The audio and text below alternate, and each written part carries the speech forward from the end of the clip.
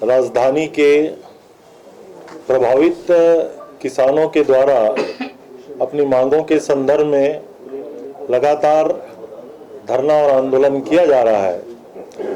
आदरणीय माननीय मुख्यमंत्री श्री भूपेश बघेल जी ने उनकी समस्याओं को निराकृत करने और उनकी मांगों के संदर्भ में चर्चा करने के लिए मंत्रिमंडलीय उपसमिति का गठन किया है। माननीय अकबर भाई, माननीय डॉक्टर डहरिया साहब और मैं तथा चूंकि नया राजधानी के प्रभावित क्षेत्र में आदरणीय विधायक श्री धनेन्द्र साहू जी का भी कॉन्स्टिट्यूंसी का कुछ हिस्सा लगता है, तो उनको भी बैठक में आमंत्रित किया गया था। प्रशासनिक अधिकारी एसीएस श्री सुब्रत साहू जी और नया राजधानी के सीईओ अयाज तंबोली जी उपस्थित थे।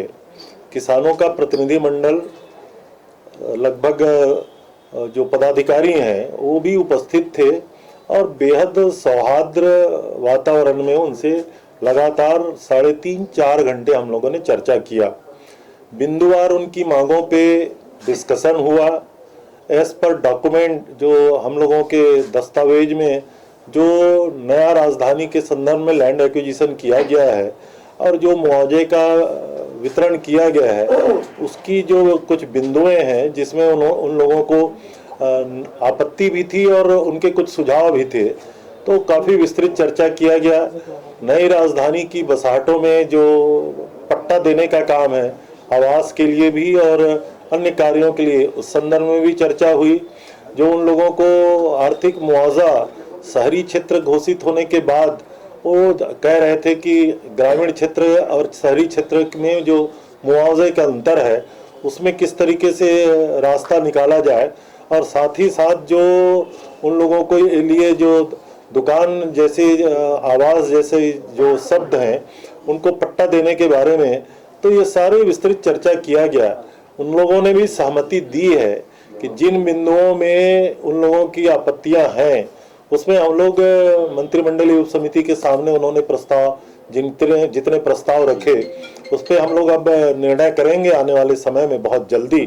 और जिन लोगों को आवास के लिए पट्टे देने हैं, जिन लोगों ने पुराने अतिक्रमण किया हुआ है उनके पट्टों की नवीनीकरण करना है और जिन लोगों के लिए दुकान आवंटित करना है, तो उनके लिए ये निर्देश दिया गया कि नई राजधानी के सभी गांवों में तत्काल प्रभाव से सर्वे का काम प्रारंभ किया जाएगा और जो लोग पात्र हैं उनको पट्टे के बारे में उनकी पात्रता को देखते हुए मंत्रिमंडलीय उप समिति विचार करेगी। इस प्रकार सारे बिंदुओं पे बेहद सकारात्मक बातें हुई हैं। किसान प्रतिनिधियों ने भी बहुत सकारात्मक चर्चाएं की हैं और हम लोग उम्मीद करते हैं कि बहुत जल्द इन सारी समस्याओं का निराकरण हो जाएगा। नहीं, ये सारी चीजें पहले से में है, उसके बाद भी ये पूरी क्यों नहीं हो पा रही थी? 3 साल का समय लगा, इसकी वजह क्या? अब जिस तरीके से वो बता रहे थे तो उनके तो सारे समझौते तो तत्कालीन सरकार के समय के हैं और उनकी आपत्तियां भी तत्कालीन सरकार से बहुत ज्यादा है और उनकी तकलीफ भी थी कि लगातार उस समय जो सरकार में लोग थे उनके साथ छलावा किया गया है। तो लगातार उन लोगों के साथ जो छलावा हुआ है, तो निश्चित रूप से अब इस सरकार से उनको बड़ी उम्मीदें हैं और आदरणीय मुख्यमंत्री जी ने न केवल उन लोगों से चर्चा करने के लिए इन सारे बिंदुओं और समस्याओं को निराकृत करने के लिए मंत्रिमंडल की उपसमिति का गठन किया है और उस समिति के समक्ष आज पहली बार, फिर से कह रहा हूं, आज पहली बार किसान प्रतिनिधियों ने अपनी बात रखी है।